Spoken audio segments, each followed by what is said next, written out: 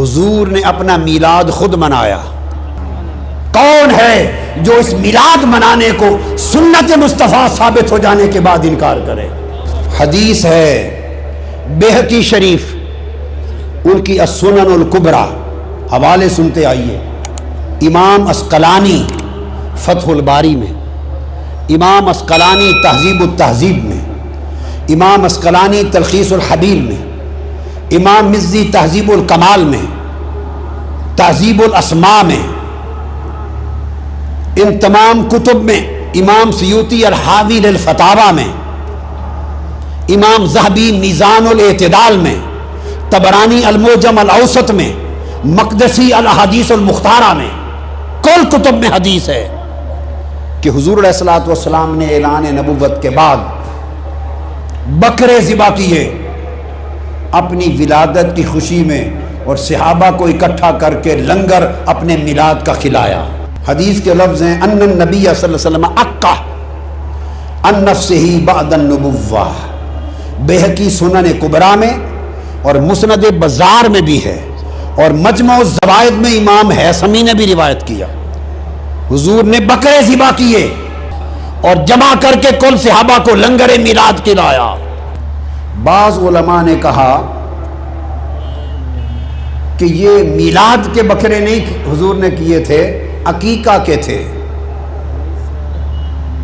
بعض یہ سمجھتے ہیں کہ یہ میلاد کا نہیں تھا، یہ بکرے ذبح کر کے جو لنگر کھلایا تھا یہ عقیقہ تھا۔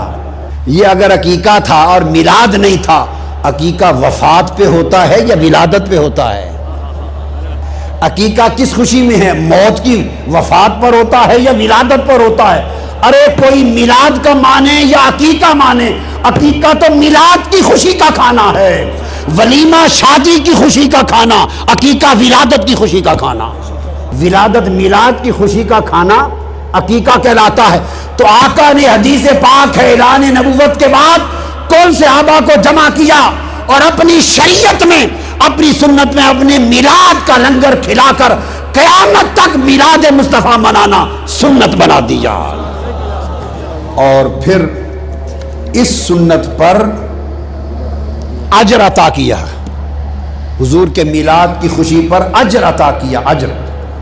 صحیح بخاری کی حدیث ہے، آقا کی ولادت کے وقت ابو لہب نے اپنی لونڈی سویبہ کو بھیجا کہ جاؤ میرے مرحوم بھائی عبداللہ کے گھر آج اولاد ہونے والی ہے، جا کے دیکھو اور مجھے خبر دو۔ آقا علیہ السلام کی ولادت ہوئی، سویبہ نے حضور کو ہاتھوں پہ لیا صلی اللہ علیہ وسلم اور آ کر ابو لہب کو خوشخبری دی۔ یہ حدیث بخاری شریف کی کتاب النکاح میں ہے، مصنف عبد الرزاق میں ہے، بیہقی کی سنن کبریٰ میں ہے حاضر حدیث، اور عالم عظیم علماء دیوبند کے علامہ انور شاہ کاشمیری نے بخاری کی شرح فیض الباری میں سب میں روایت کیا کہ جب ولادت ہوئی تو سویبہ نے آ کے مبارک دی، ابو لہب اللہ نے تجھے بھتیجا محمد عطا کیا۔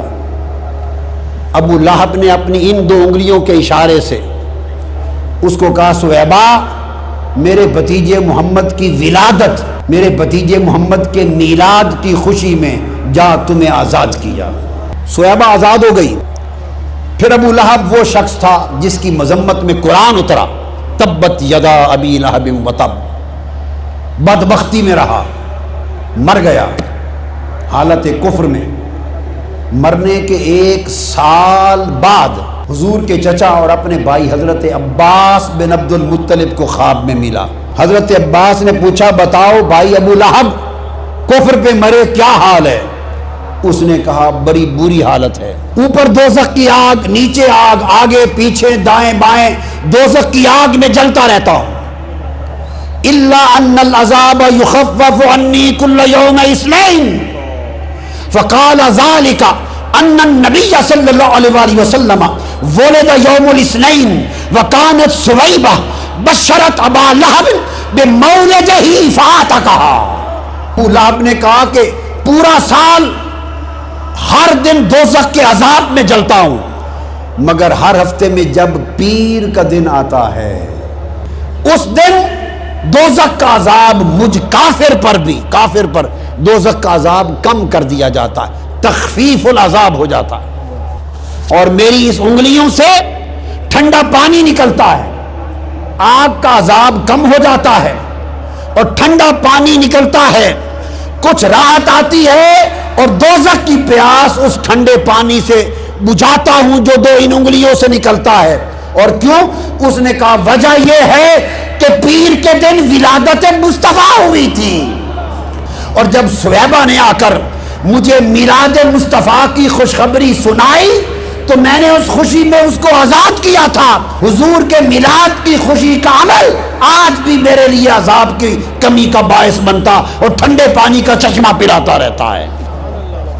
اب آپ دیکھیے، کافر کا کوئی عمل آخرت میں اجر کا باعث نہیں ہوتا۔ اعمال الکفرۃ ھباء منثورا، کافر کے عمل کو آخرت میں اجر نہیں ملتا، وہ کافر ہی نہیں، کافروں کا سردار تبت یدا ابی لہب ہے، اور اس نے جو آزاد کیا صہیبہ کو وہ بھی میلاد النبی سمجھ کے نہیں، بھتیجے محمد کی ولادت سمجھ کر۔ اس خوشی میں رب نے کہا ابو لہب تو ابو لہب سہی، بدبخت سہی، پر میرے محبوب کا میلاد تو منایا ہے۔ اور خدا جو اس کے مصطفیٰ کی ولادت کا جشن مناتا ہے، اس پر صدقہ اور خیرات کرتا ہے، چراغاں کرتا ہے، ولائم کرتا ہے، اپنی خوشیاں مناتا ہے، خدا کی عزت کی قسم رب کائنات اسے بخشش کا پروانہ عطا کر دے گا۔